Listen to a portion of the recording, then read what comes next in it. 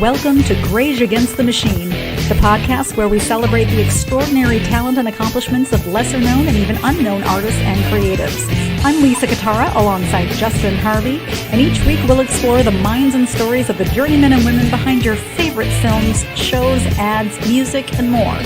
Those who craft magic without the red carpet spotlight or public eye, because everyone has a unique story to tell, and sometimes the most inspiring voices are the ones you haven't heard yet. Welcome! Hello. Episode 10, Greige Against the Machine. Hi, Justin. I love that. 10, big X, big Roman X. Let's do it. Well, yeah. Roman, you want a Roman, more X? Yeah. All right. Branding aside. Yeah. This is right, this is a good happy place, X. This is a happy place. We're getting a little momentum for the new year, 2025. Greige's got a nice little lineup of people for the show, which is wonderful. People did remember us and they want to come back, which is what our goal was. Yes, and the viewership is growing too. Thank you guys who are all watching and subscribing and liking on the YouTube, or if you're checking us out on Lisa's Instagram, which is thank you for that. Any place that you want to watch it is fine with us. Like we'll aggregate our numbers together later. It's not about that. It's really more about just getting these stories out there. The unscripted journey of working class Hollywood, as we say, which is what it's really all about. It's all about finding those fun little things that you may or may not know about how the business of entertainment runs and the people who actually do it, who actually crunch. And some of them wear more hats than others. And it seems like anymore, you kind of have to wear all the hats. So I wanted to bring another one of you on. I wanted to bring, first of all, another woman, because the estrogen is a little tipped in balance right now. And somebody who produces, and not just produces, but someone who's more of like a conductor of what she produces. Like she's done all the things. I've seen her, she's been scripty, she's been director, she's full-time producer now. But Allison Vanore, I met her many years ago when I auditioned for one of her upcoming projects. She had a series that she was getting off the ground called Replace Series. And I read it and I fell in love with it. And lucky me, booked it, worked with them, had the most amazing time. Loved working. You've auditioned for her so she can tell us all the dirt?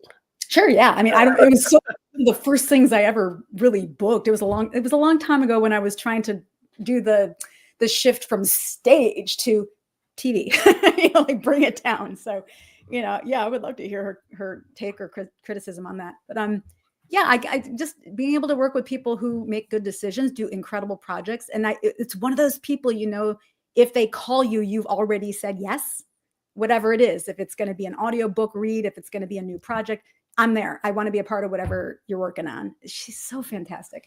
Well, you got to have people like that in your professional career these days. You got to have those instant. I'm proud of that on my resume. I'm proud to have Allison. But Allison Vanore is here, and I think we should just have her in because there's a lot to talk about.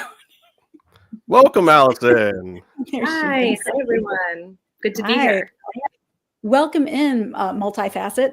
So you probably heard. I was telling Justin when I met you, you were kind of doing literally everything. And I feel like as a producer, it's hard to explain what a producer does, especially when you're doing a lot of indie projects and getting things off the ground. You do everything. Yeah. How did you specifically choose this path? Yeah. I mean, the path of producer, I think it's just because I naturally am able to juggle a lot of things and stay calm under pressure. And I've been doing that my whole life. So once I moved out to LA, I got a job at a motion graphics and design house. And so I learned a lot about running a business, and I learned a lot about kind of the animation world and graphic design world, which is something I didn't know a lot about, didn't go to school for. And then once I left there, I just started gravitating towards projects that spoke to me. And for me, it was about figuring out whatever it took, a way to tell those stories and get the stories out there. So meeting up with people who were passionate about their stories just kind of fueled me and my desire to figure out how to make it happen. So that's kind of where it all began. And, you just kind of grow your community of people, like-minded people from there to make it happen. Yeah. What do you think it is? I mean, some of your work has got, you are an Emmy Award winning producer. I watched my friend receive an Emmy for her work, justifiably so. After Forever is extremely popular and very heralded. The writing and work on that is extraordinary. So not surprised, but boy, was it cool to see. And you have other works that were also nominated. I think Dark Web, and there was one called Vanity. Am I getting that right? Vanity were also nominated. So like, obviously you're making good choices, and obviously you're working with great people. What about one project over the other grabs you that you go, I see this one? Yeah, I think it's two things, right? It's the people behind it. So the passion and the drive, and knowing that you are surrounding yourself by people who are really excited and are going to do as much as you're going to do to make it happen, and make sure it gets, released, and and promote it and all of those things. But then also the story. So like After Forever in particular was a show that came to me that just, it's a story that hadn't been told. And it was coming from the point of view of, gay men over 50 who had experienced love and loss. And that was what the story was about. And I just thought it was a beautiful story. That's also a universal story that so many people could relate to. We all deal with love and loss. Mm-hmm. So I think it was those two things. It's the story, it's the point of view, and the people that are involved that make it worthwhile. The job isn't easy, especially when you're doing something, that one in particular, independent. We produced it completely on our own, raised the money on our own, released it on our own. And it takes a lot. It's years and years and years of hard work. And you want to make sure that you're doing it with good people and for a good reason. So that's really, those are the two biggest things that. Those are huge. Yeah. Honestly. Yeah. I just got a quick question. So for you, we're both producers, but obviously I think the word producer is so weird because it literally just means I make a product, but for you on your end and with what you do, what does the actual job entail for people that don't understand it? Because I get asked all the time, like, well, what do you do as a producer? And people don't get it. It's kind of hard to explain. So what is it for you? Yeah. Well, on most of the projects that I've done leading up to my current producing, it has been a lot more like physical production and line producing. So, I mean, and plus, right? So, but the majority of what, like, for example, on Vanity, Dark Web, After Forever, those shows, I'm starting with the script, I'm breaking down the script, I'm scheduling it out. I'm doing a preliminary schedule to try to figure out how many days is it going to take, how many locations, how many props, and then go into a budget, right? So then it's budgeting the show. How much money do we need? How are we going to pull this off? Those are the big initial things that I get brought on to do. And then in collaboration with the other producers, then it's starting to reach out. Where is the money coming from? Where are we filming? What support can we get? Do we want to go out for, product placement deals, casting? Who do we want to start reaching out to in terms of our big roles, right? And so it's all of the things, all the way down to a lot of our show we shot during COVID. So it's, making sure COVID protocols are in place and people are safe, and we're hiring the right people to make that happen. So it's all of those things.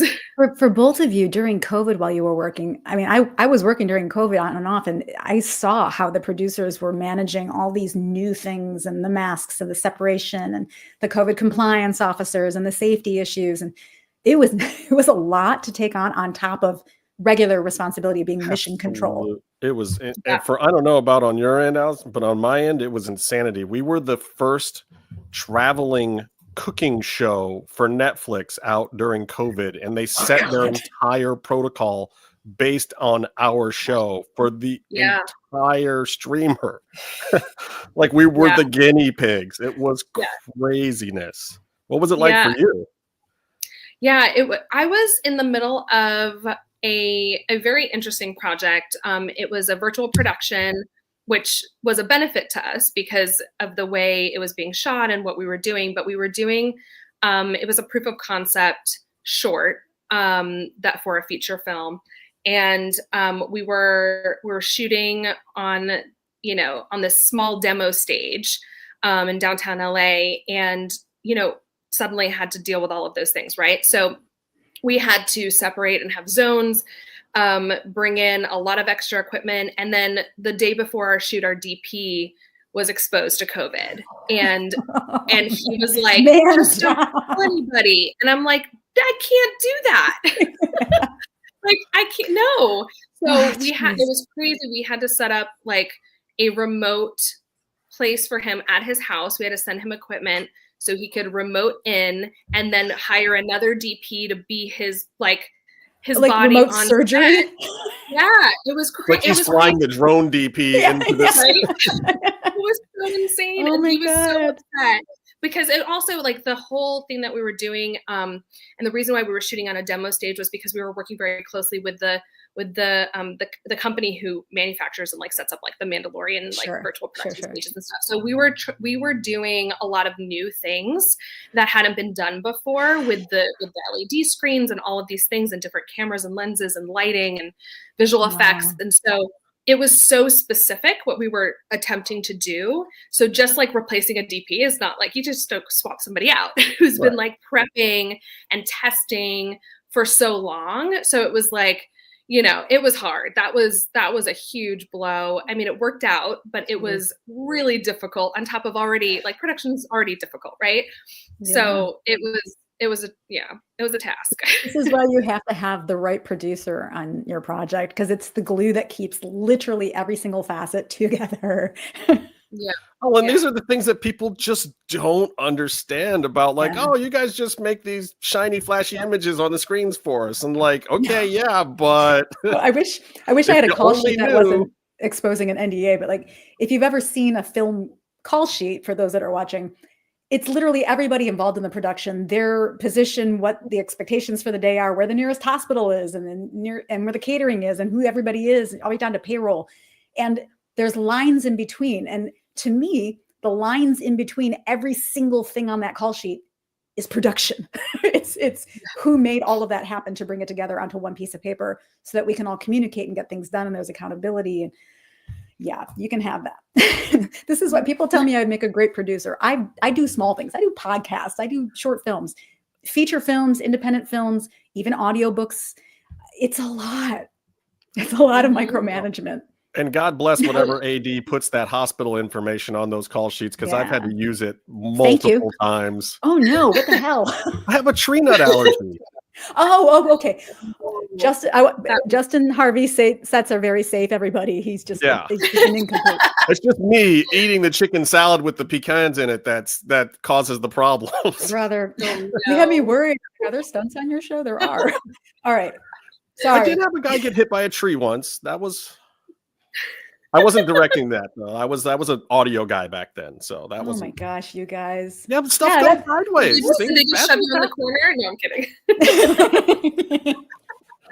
Listen, I'm just as a disclaimer, Justin Harvey's sets are safe. Super duper safe. So for me, depending on which hat that I'm wearing when I'm on a call sheet, when I'm doing stunts, the first thing I do when I get to set is find the ambulance that should be there and find the medic who should be there. And I create a little rapport, and like, hey, you, I'm hopefully not going to see you for the rest of the day. You have yourself some chicken salad and, a coffee. Glad you're here. Anyway, yep. You guys, I feel like this could be a whole thing, just talking about the parts that come apart, like the seams that explode in the middle of the production that you've planned for. But I'd rather just gloat about my wonderful friend, Allison Vanore, who's amazing. And nothing ever goes wrong on her set that I know of. Never. Always Never. Perfect. You're perfect. I mean, I've had a few goes with you and your crew, and I've never seen you sweat. I've never seen you get mad. Yeah, you're very bravo. It doesn't help anything, right? Like, that's, I understand that there are plenty of people who lose their cool and freak out, but like, I just don't see how that benefits anybody, right? So, it's just not a good tactic to me. So yeah, I feel like if you ever did that around us, we'd freak out. Like, Mom's mad. Right. Something is wrong. So are you the producer on set that when things are going a little sideways, they bring it to you? Are you the fixer one? Yeah, for sure. I mean, and also, I feel like I'm also kind of trying to shield people from the drama and the problems, right? Like, the director, or, on After Forever, for example, our lead actor is also one of the co-creators and executive producers. So when Wow. we're shooting, I can't bring anything to him. And I wouldn't. And he, and he trusts that I won't do that. Right. So Right. there's, there's just a certain amount, depending on like who's there and, who you can go to help troubleshoot and fix things, and who you stay away from, because you don't want to bring the whole production down with something. You can't right? disrupt. No. You don't want to disrupt another department that has nothing to do with one issue. Oh no, to snowball. fix one thing. And it's one of the things I think people don't understand about producers. It's like, no, we're not being shady. We're not trying to hide anything. We can talk about all of it at the end of the day, but also we understand, because we've seen all those line items, we have to make this day. It's fire. And we're trying to shield certain people from some things so that they can continue to function and be creative. These are highly creative people that you have to facilitate for them. Yeah. It's I have not such an easy. appreciation though for producers who can do that, isolate and compartmentalize individual things and get them handled, individual challenges, so that they don't explode and affect other departments. And then there's the other side that works closely with that brand new director who's like, could we just switch something? And then every department has to accommodate that one little tiny little change, and it all falls to hell. So yeah, I have a strong appreciation for what you do. So is there ever, or was there ever, a moment on set that you guys had to like do that tap dance when something went sideways? It could be weather, it could be somebody with COVID, it could be anything, that you did like a massive last minute tap dance? I mean, you say weather, and it takes me all the way back to one of my first projects that I was shooting on film, and our camera froze because it was so cold. It was an overnight shoot, and the mag froze, so the film would not turn and not get up to speed. Yeah, so that was it's like, a problem you never think about having, but that certainly derailed one of our shoot days. Delayed us about 5 hours, which really sucked. And I think I shot the film Love in the Time of Monsters up in Northern California in the Redwoods, and we were out in the woods. We were doing, we're shooting just amongst the wildlife, and so many people were getting poison oak, and and it's just like, oh man, like, and we did so much ahead of time to like, check the areas where we were going to be and educate people on what things look like. It's like when you're in the thick of it and your grip is like, I'm going to go get this thing, and just like starts running through the, this like area that nobody had checked. Suddenly people with poison oak and poison ivy, and I was like, oh my God, like every day I was sending more people to get medical attention because of these things, so we got through it. But it's just some of those things that you try to control as much as you can. Mitigate. You can't control them, their nature, but mitigate for sure. Is there something that you must have, like, this is in my survival kit, this must be on my set because of shit that might happen? Or is it just the people that you choose?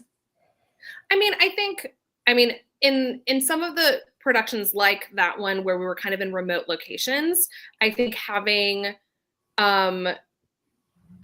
communication outside in case of an emergency is really important. One of the things that actually happened offset during that production was one of our actors, it was his day off. It was one of our leads, and he really wanted to go hiking, but nobody else was around because everyone was working. And we told him, please don't go hiking by yourself.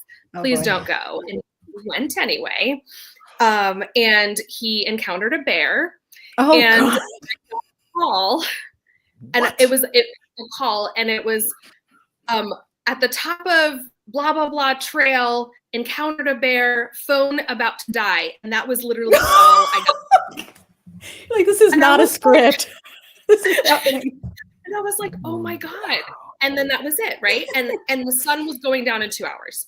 So I was, and luckily we had a lot of like locals in the area that were working for the production too, and like that knew the area. So we sent like a whole search party out, and they had to hike in with, flashlights and all this gear and stuff, and hiked in like 2 miles, found him in the dark, wandering on a trail singing songs because he was trying to make sure he didn't like scare animals and get attacked. And Wait, what kind of it was songs? Wow. I know I'm weird. Was it like Broadway songs? Like, yeah. I don't know what he was singing, but he was like, he's like, when he saw, like, I guess when he like came over this like hill, this bear was like mid jump up into a tree and then grabbed the tree and then just turned and snapped and like looked right at him. And he was like, and he's like, I just backed away slowly and kept talking. And then I realized he's like, I should probably just keep making noise so that I don't startle another wild animal. Yeah.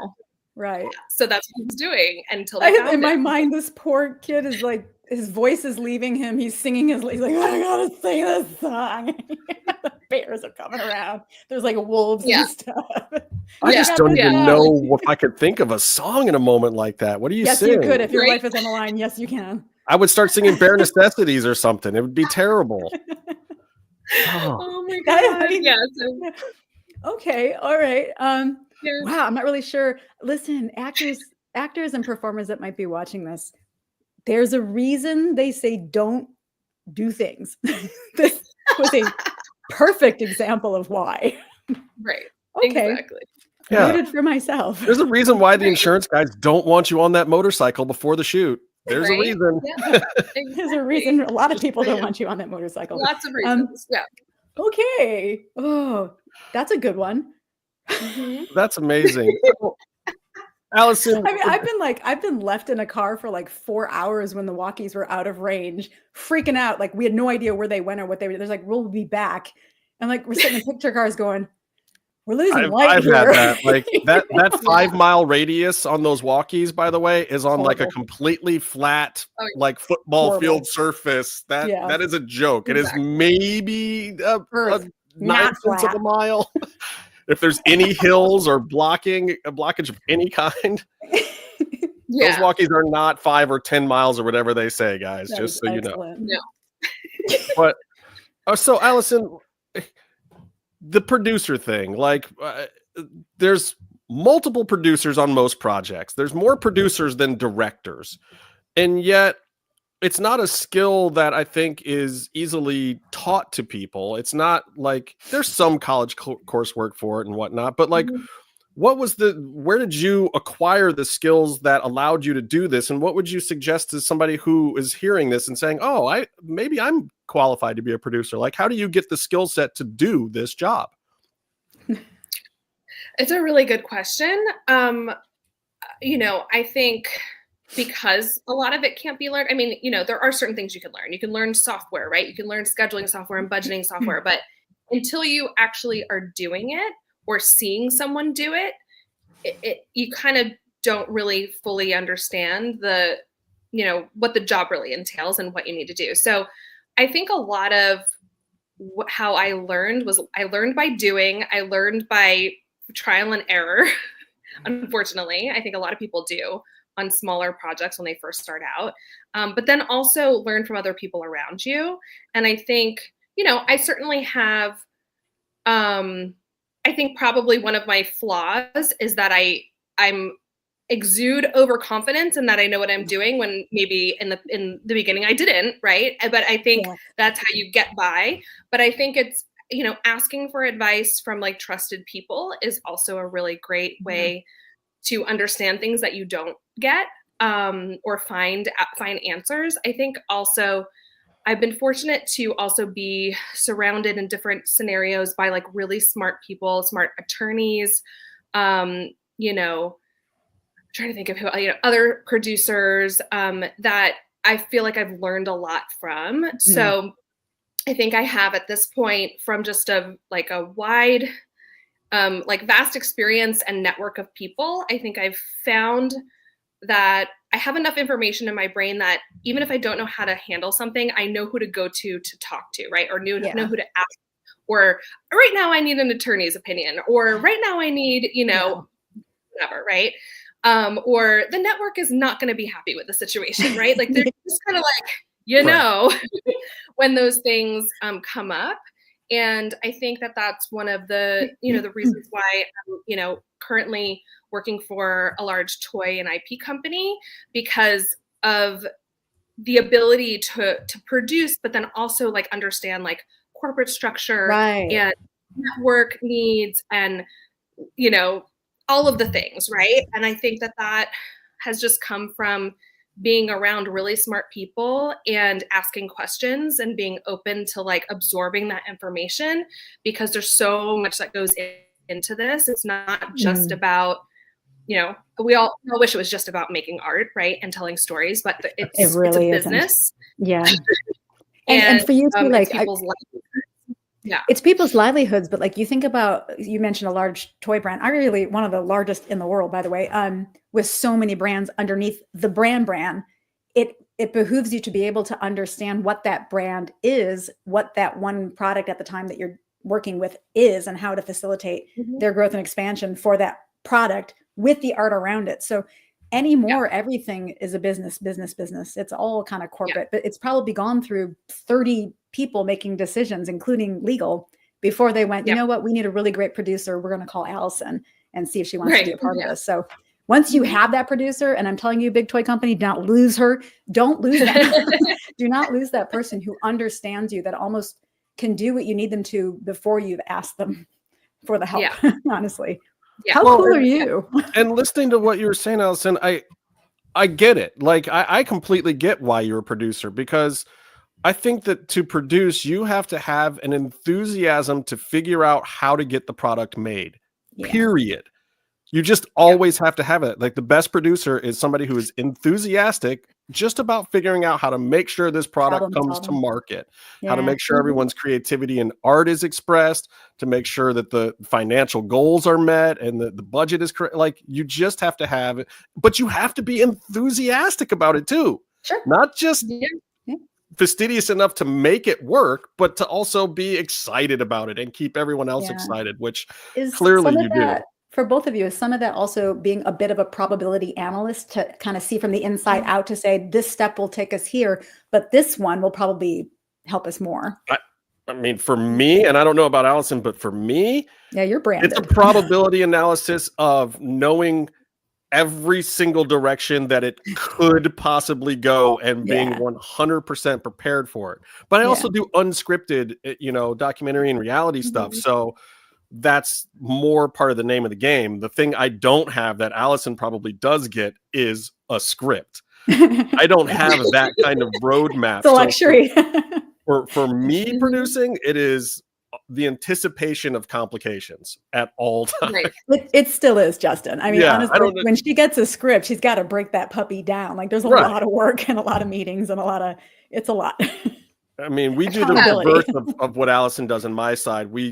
We're always trying to put it together so that like all these broken down pieces somehow at the end up being almost a script. Yeah, exactly. What's it like for you? Yeah, no, I mean, it's so true. I think absolutely, it's interesting when things come to me, and especially like in my current role, I have a team, and what the big, kind of role of a lot of people on my team is to bring me something that before it becomes a problem, right? It's like, flag this to me. And I'm lucky to have people on my team that at least know how to recognize that this might be an issue, or ask the question, right? And it's always so funny to me too, because I find, we work really closely with, development and, all these other teams. And, it's like, I'll have to come in and go, hey guys, I'm usually like the no person, right? And it's like, I hate, being a no person, but or come in and say, hey, we can't do this because of this, but this is how we can move forward. And it's always like, why? Like, what are you talking about? Why is that a problem? And I'm like, okay, well, we can sit here and we can sit here and talk for a long time about why this is a problem, but just trust me also. Can we just trust that I know what I'm talking about, and this is going to create a problem. And so, it's always about anticipating and having trusted people on your team that are going to go like, hey, I think this is going to be an issue before we go down that path. In some of that too, I mean, for me, I've always been on the spokesperson side of that, or the journalist side of that. So it's the same type of view of the overall picture, but I don't have the accountability that you do, because I'm not the brand or the corporation at the helm of it. So for me, it's learning and then delivering as if it's mine. For you, it has to be yours too. It's a symbiotic relationship. Also, it puts you in a position where you're forming these relationships. And like you said, you had mentors. Mentors are everything. When you start to build a community of people, you know who to call for each different thing that you have. Enterprising is always a great idea. I know you've been involved with women in media for a while now, and you know, this is a 501c3. The efforts are incredible. It's basically, I know we talk about DEI now, but it's basically an open door for inclusion for women in all these different positions in the industry. Mentors, helping other people, you know, it's reaching back and pulling them up. It's not replacing, but I've noticed the empowerment, the community has grown so much. And I found out about it, I think, a little late. I'm going, this is amazing. This is absolutely amazing. I don't know how much you can talk about them in your new position, but like, I feel like that's really worth mentioning. Yeah, I mean, I think that's a huge part of it. So I've been on the board of Women in Media for, I don't know, 6 years or so now. And I think that that's been the success of the organization and our members, is that we have a really great community of support across the board. So it's, you know, we represent women not only, you know, above the line, but below the line in all departments, on, you know, every type of crew. And that's really what it's about. A lot of programs, a lot of nonprofits focus on producers, directors, writers, actors, you know, the above the line people, but we focus, you know, that's included obviously, but we focus on the crew. And so we have a great board of advisors. We have programs that have mentorship, we have education, and networking. And that really has created a strong, you know, support system for women, and not only just women, but people in the industry, a place where you can bring, you know, have a safe conversation, but then also continue to learn, expand your skills, and get more, you know, life-sustaining work, because that's really what it's all about. It's not just about finding jobs; it's about actually, you know, having a career in this, right? And doing this and joining the union and getting paid a, you know, a decent rate and being able to sustain yourself. I feel like a good question for you to answer is, you know, things obviously have changed. They changed in around 2007 to streaming, and they've changed recently, and it's going in a whole wild world of tech development. I don't know about you, but it sounds like you and I have this in common. I spent my entire career never not asking questions. I was constantly growing and expanding and adding new skills on it, to the point that I could do them, you know, I can bank on my ability to do these things. And now all of a sudden with AI and with tech, everything changed. And my generation's going, what? It's making my head spin how much of what I could literally do on a regular basis, I have to do 5 extra steps to accomplish anymore. Do you find that's affecting what you're doing now? I mean, it's got to be. Yeah, it's interesting. You know, one of the things that I wish I had was a little more time to stay up on new technology. It's, you know, when we're go and you have all these things on your plate, it's really hard to find that extra time for further education, right? And but I think it's really important, because if we don't learn the tools, they're not going away, right? I think we need to figure out a way to use them to our benefit. And so I've made a big effort, you know, a big push to set aside time to learn certain tools, and also figure out how to use the tools in ways that are going to be beneficial to not just myself, but like everyone around us in the creative process, so that we're not using tools to replace creative. We're using tools to replace maybe an automate process and things that just take a long time, to allow more time for the creative, right? So I think it's about, you know, those tasks or those things that, you know, if we can truncate the time on certain things, or, you know, right now I do a lot of animation shows, so like a lot of animation work. And if we can, you know, certain processes that are already you know, driven by technology, like rendering, right? If you can, I was just at a conference recently, and a company was talking about how they figured out, like, well, if we can use AI to only render half the frames, right? So like, you know, you might have 24 frames per second in a show. If you could render only half of the frames, but use AI to bridge the gap between the frames that you've rendered, you cut down the render time in half. and maybe you save days on your Yeah. production that could then And be that's either money. used up front or save money, right? So, but it's not Yeah. taking a job away. It's just Right. getting you, the technology is getting faster or more efficient by using a Right. different tool. It's Those so weird, sorts the of things. perspective, which side you're on. It doesn't take a job away. It does limit the amount of days for talent to be working. So yeah, it's really wild how this all works together. It also provides an opportunity. It's like a whole new language that bridges the gap between the new generation and our generation.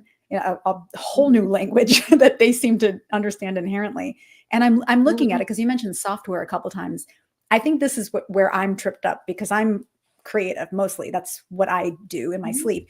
When I look at these creative apps that are out there that are supposed to integrate and help facilitate growth and expansion together as teams, I'm looking at them going, you've added like 5 steps. You've added extra work from A to B now using these integrated systems for everybody. Like it needs to be compartmentalized the way that it always has been and always has worked. We can still be productive and go faster, but still keep the delineation between job departments. Like I'm looking at a screen with all 7 of us in this one particular job together. We all have access to all of the information. I'm going, what am I doing? I'm like, well, we can't all kind of just because then the client's getting contacted by all 7 of us and it's going to turn them off. How do we use this tool to help facilitate things? Because right now it's slowing us down. And there's so many of them.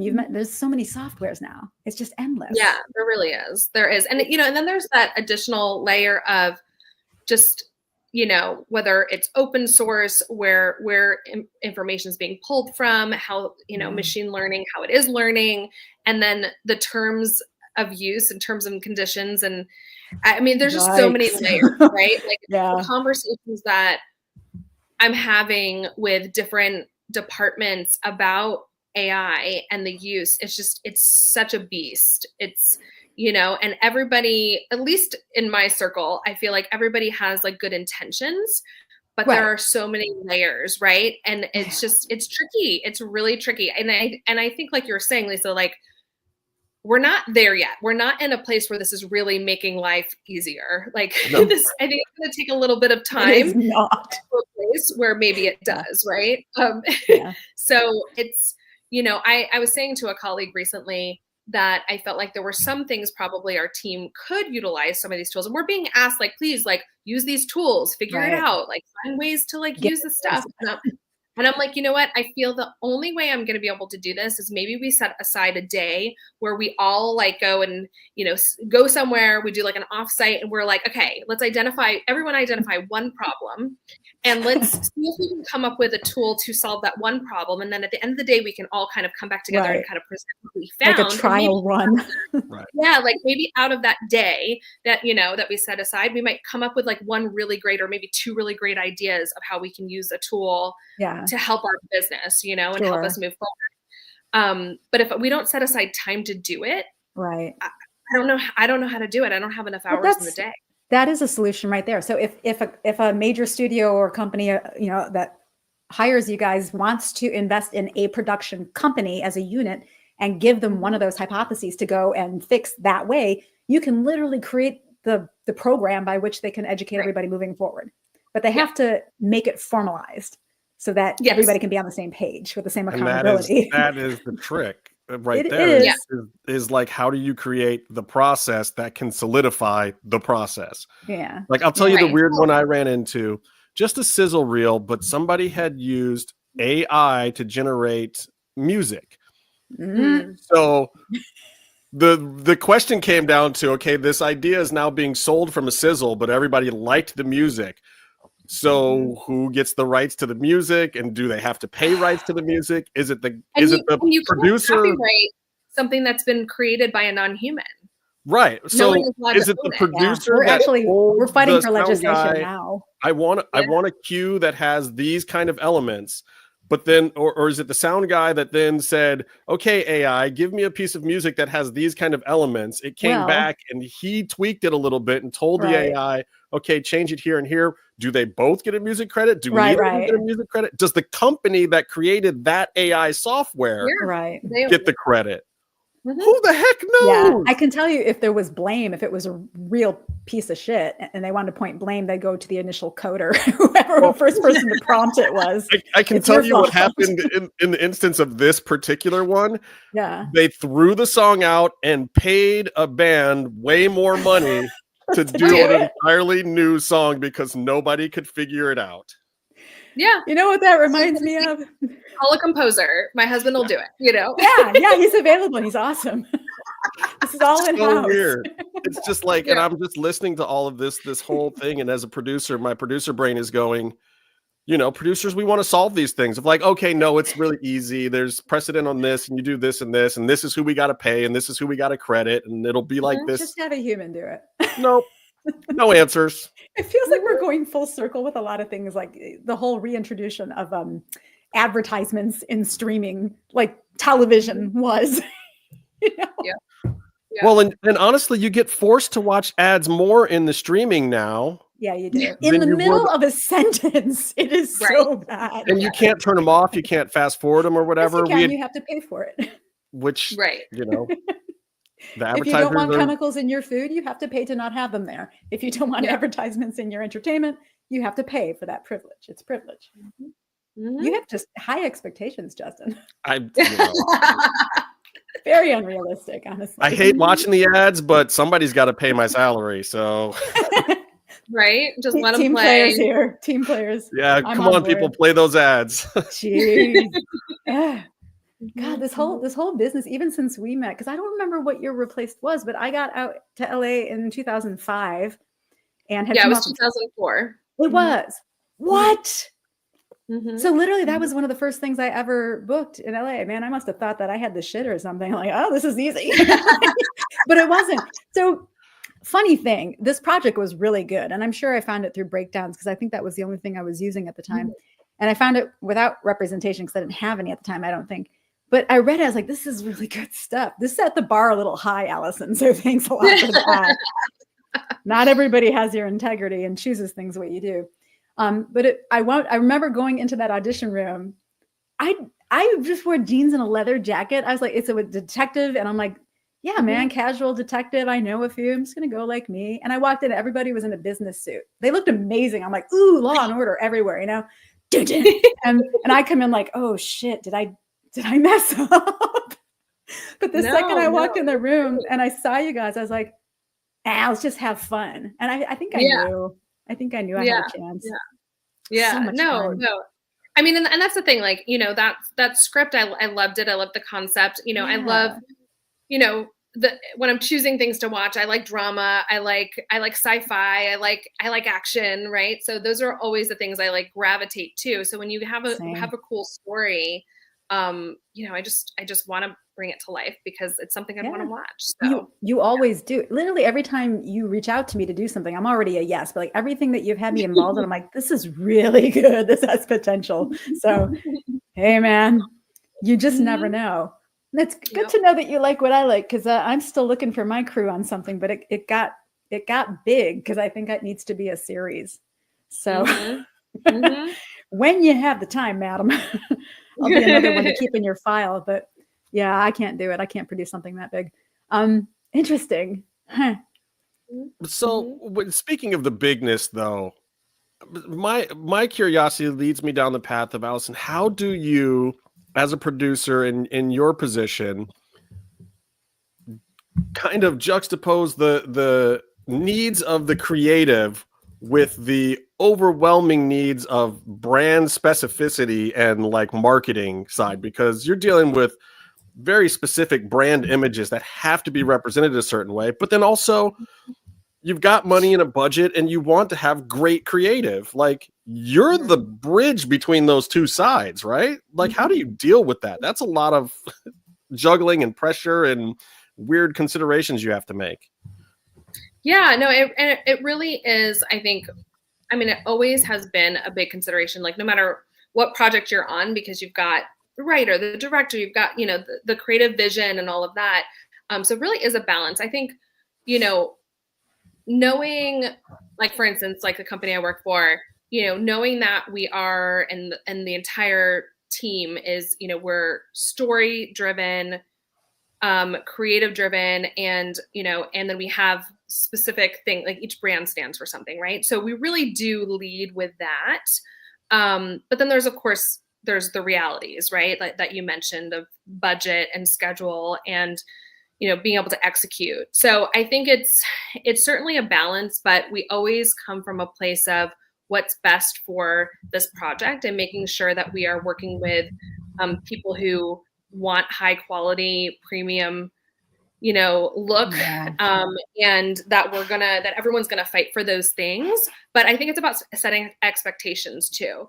So I think making sure that those creative people and elements of the production understand what the limitations are of certain things. Or it's like, okay, let's look at all the things that you want, and let's talk about the reality, and then let's figure out where's the best place where we can put our money, and somewhere where we can cut a little bit back so that we can get the other thing, right?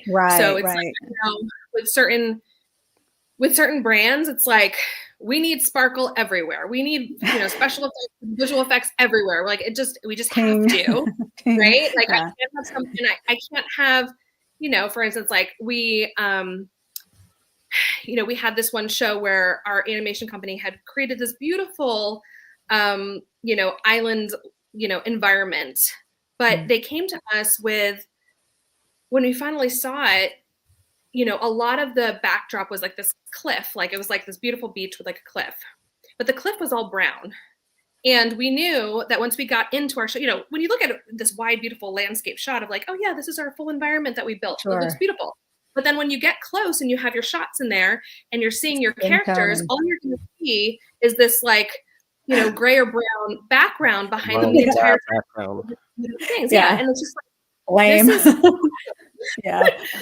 really big problem. And, and it's like, trying to look at things like that and go, okay, what is the, we obviously have to solve this. Like we have to, it cannot look this way, but I also can't have them we're talking about like, modeling in 3D and texturing, like it's just so much. So it's like, what are our solutions? Like what are the options? What's the no cost option? What's the low cost? What's the medium cost? What's the high cost? And then we can kind of look at all of the options and go, okay, this is what we're going to do, because we have to make a choice. Like we have to fix this, but we can't also just throw all our money at it to fix the problem, right? There's still a limited. Well, and did they get it on their end of like, hey guys, this is not bad work, but it also is not going to let our brand shine the way that the brand has to shine. Did they get that part of it? Yeah. I mean, I think there's that level of like, they get where we're coming from, but then you also have this team of people who put in all this work, right? So I think it's also understanding that you have creative people who have worked so hard and put all this time and effort into something. So it's also making sure they understand that like their work is valued, but there's a practical issue and we want it to look beautiful. We want their work to shine and look beautiful, right? So we were able to come up with something where instead of changing the entire geometry of this island, is like, okay, can we add greenery and flowers and vines and how can we like break up the space? Exactly. So that we see beautiful things in every shot, but we're not throwing it all out and starting from scratch again. So and with things like that too, every small decision that you make visually has to go through legal to make sure that it gets signed off on. So you're waiting for them to come in. Many steps. Exactly. There's so many steps. So I thrive on these little problems. So I love this environment. I try to explain, if you were to, you're on LinkedIn now. If you were to have put your job up as a job and had to list all of the expectations and skills and requirements, would you have ever applied? Probably not. I mean, it is always kind of funny, right? Like even this week, somebody was asking me, I had like a production intern last summer. They're like, oh, you're going to have a production intern this summer.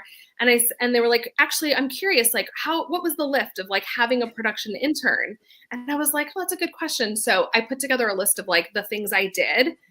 And then after I had this list, one of my colleagues was like, but didn't you also have to do this and this and this? And I was like, oh my God, you're right. And like this list just was like ridiculous that it was like insane. Yeah. And then when I shared it out with the person who asked, they were like, okay, I don't want an intern. And I'm It's like, I too didn't much. want to like, yeah, on top of your job, you also have these other things, like mentorship and guiding and teaching like how to prioritize and time management and corporate structure and etiquette. It's all the things that Isn't that wild though? Because I'm on there now. I'm looking to get back into corporate or back into the production side of things because things are changing right now, and I'm out of LA, which I'm coming home sooner or later.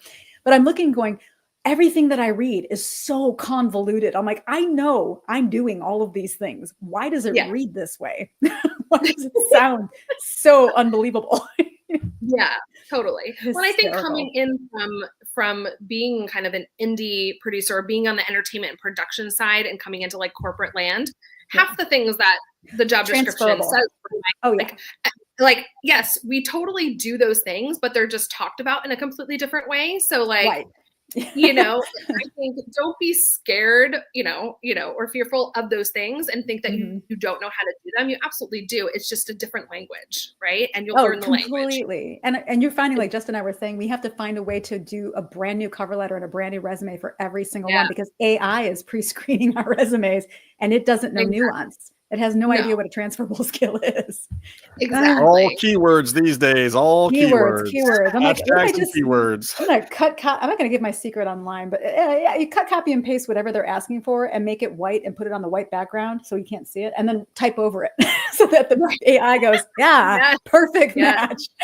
See, all these little tricks that we're learning too, how to trick the computers into. You're just training it. You're training it to get smarter. I mean, it is. It's like I feel like it's surfing. You have to surf the algorithm, but you have to wait for the right wave. You have to get on there. You have to stand up. Because the trick that I've found in navigating these things is like, you have to hit the keywords, but then if the keywords do trigger enough to get you past it to a real human, what's left there still has to be appealing to the human too. Still has to be. You're playing the game for the robot and the people and then the corporation behind the robot and the people. I'm telling you. So much fun. So much fun. Oh, my life is wonderful online. It's like in the space that I'm in right now, which is like kid content. Very fast moving. It's like writing a script that appeals to kid, but also co-viewing like parent too, right? So it's like, that's kind of what we're doing with technology. It's like, you have to be able to thrive on many levels. You have to reach a wide audience. And believe me, I am that parent that has to watch that stuff with the kids, or did. Right? They're teens now, but spent many, many years. And I loved Yo Gabba Gabba. That was great. And there's a couple that I know that you've worked on. I won't mention the specific brands that my daughter was a big fan of. Did one of them rhyme with Lonstermy? Can I say that? I don't know if I can say brands. One of my daughter's favorites for sure. But I mean, I had to consume all that content too. And so thank you. Thank you for making that content to a level where, as a grown adult man, that I can sit there and watch stuff with my daughter, and be a great girl dad and enjoy the content that I'm seeing at the same time and not be bored to tears. There's a good question. Do you feel, first of all, are you able to, but also do you feel the responsibility to put positive messaging in the products that you're helping to brand and package and, Oh yeah. I mean, especially with that, like I'll say, like Monster High, like the great thing about that brand is the message and the messages that come out and like what the brand stands for. And so what I love about it is the inclusivity, the characters all being unique, coming from different backgrounds, and just, the diversity and absolutely, like, from the brand all the way through to us and our content and everything we do, those are the most important things that drive all the decisions that we make. So, kids across are all of our, watching. and it's like, those things are important. They're important messages. Before I was doing this content, I had never done kid content before. I never really had a desire, but once I got into it, I really did appreciate the positive and inspiring messages that we were telling. And just, this time in our world right now is, ugly and nasty and can be really depressing. So I'm glad that there's content out there and companies out there that still do care about spreading positive messaging. So much. Kids, and giving people, things that are happy and uplifting too, in a time that's so sometimes isn't. So 100%. yeah, so it's been really, really Boy, great to be they got involved. So I don't know how long you worked with Monster High, but I found it was everywhere for a long time. Like, what is this? And it was so cool. I was a Monster High doll for Halloween one of the years. I love it. I thought it was so cool. I'm like, I can make this. Oh yeah. shit. I was a Monster High doll. Love it. So close. It's amazing. No, they're so fun. One of my daughter's favorite characters, Jagulora, by the way. That's really, it's a good choice. She's just so she doesn't care. Popular. She's just being who she is, and like well, so and I'm happy to say that I spent a lot of money on that particular character of that particular brand. So hopefully I'm supporting the cause for you. Right? Yes, appreciate you. But with the messaging too, I gotta say, honestly, as a parent, it makes it easier for us parents when there is good messaging, so that when our children get into those places where you need a teachable moment, you can relate it back.